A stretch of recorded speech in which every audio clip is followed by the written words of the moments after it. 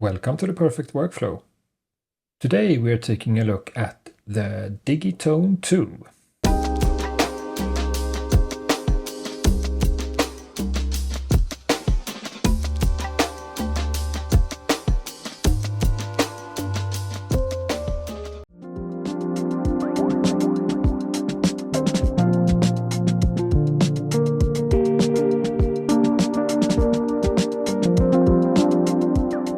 So I really enjoyed the original Digitone. It's actually one of my favorite Elektron boxes of all time. So when they announced the Digitone II, it was no hard decision for me. It actually had all the features I needed. So I grabbed it immediately. Unfortunately, my journey with the Digitone II was interrupted by this guy over here, the OPXY. So I haven't been using it as much as I would like. It's just that the OPXY was more interesting at the time. So the Digitone II then, I love it. It sounds wonderful. The workflow is amazing. It's nice to look at. The only little thing I don't like about the Digitone is its drums. I think they are too metallic for my taste. Especially the hi-hats, like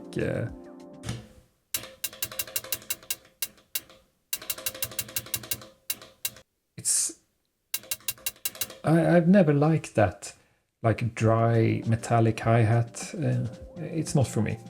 And that's one of the reasons why I have paired it up with this iPad mini and, again, Loopy Pro. You see a pattern here?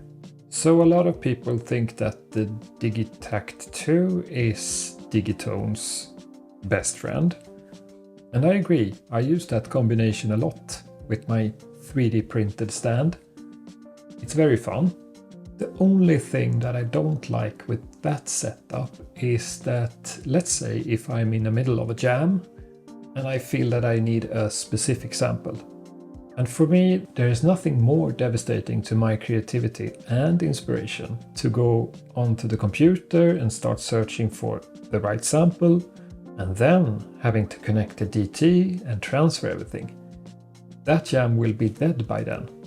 And therefore, this little setup makes much more sense to me because the iPad feels like the perfect little companion for any kind of group box. And the reason for this is the iPad is very portable, depending on which size you have, of course. It's battery powered, it has internet access, and the number of professional sounding plugins is just increasing every year. I don't say that the synth plugins are as good as they are on the computer, like Pigments for example. It's in another league, but they come really close. The effects, on the other hand, they are really good. It's also very powerful, even the older gen iPads. I still use the iPad Pro 2020 version and it never struggles. So this is the iPad mini 7. I'm not sure this was the right buy for me. I still enjoy my iPad Pro more, but in this setup it's very nice to have this much capability combined with the Digitone II in this case. So I will show you an example of how I use this most of the times. In Digitone I have this simple little jam, so nothing special.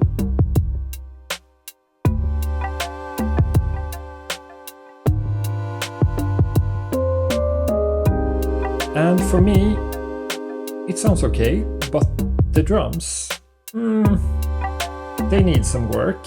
I think they sound like too clean, and as I said before, the hi-hats too metallic for me.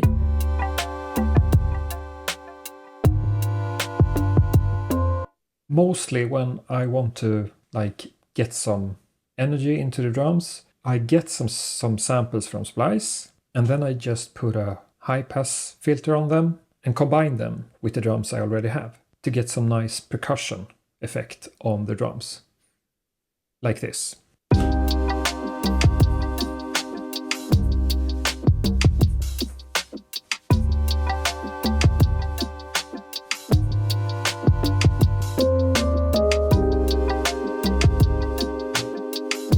Okay, that's one example. Let's try another one.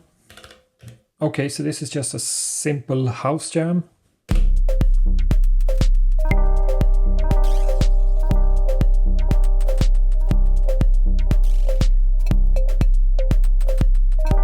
Works okay, but I think that I need something more.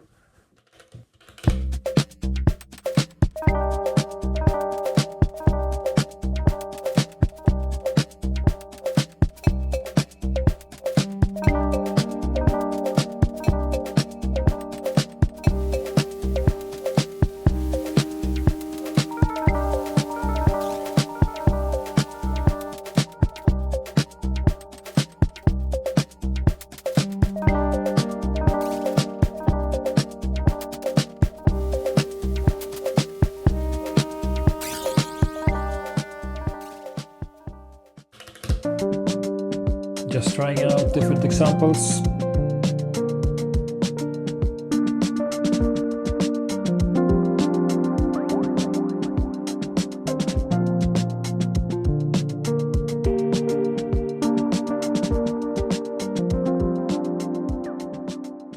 And of course, in the Digitakt 2, you can mangle these samples a lot more than you can here.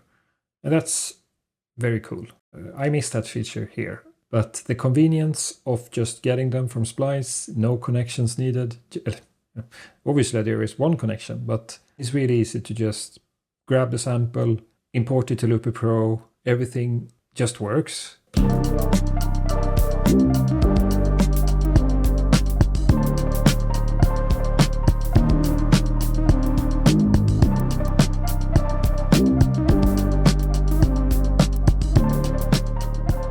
And I just want to demonstrate how easy it is to get your Splice or whatever samples into Loopy Pro. So I just go here and go to Splice. And typically I start off by just selecting drums here. And then I used to put on a filter. So BPM, range. I have 101 here, so I will go 91 maybe and up to 110. That's my range. That's good. Show results. And I want to switch to loops. So then I just go through these. See if I find anything I like.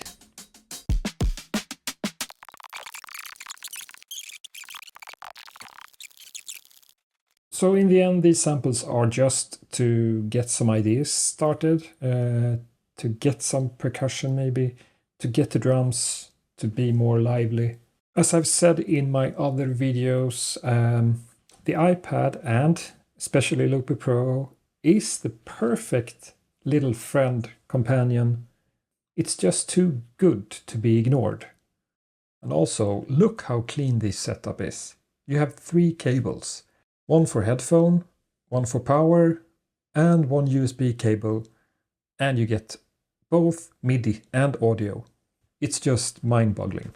And of course, you can live loop here as well. Just start here. So now we're recording everything from the Digitone 2.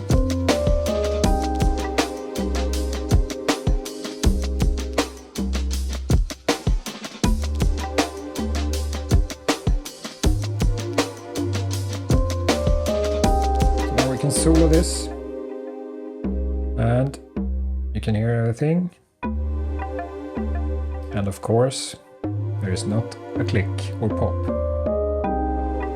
So beautiful. And if you don't like to have your audio files in the iPad, there's many ways that you can transfer them to a computer.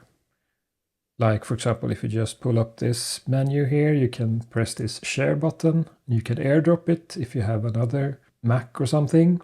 You can save it to iCloud. You can email it to yourself.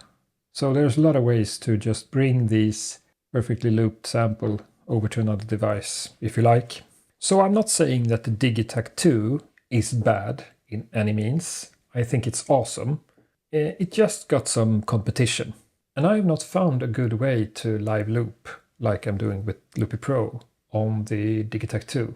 You can sort of do it, but then you have to go in and like trim the sample so it fits the loop, and that's not for me.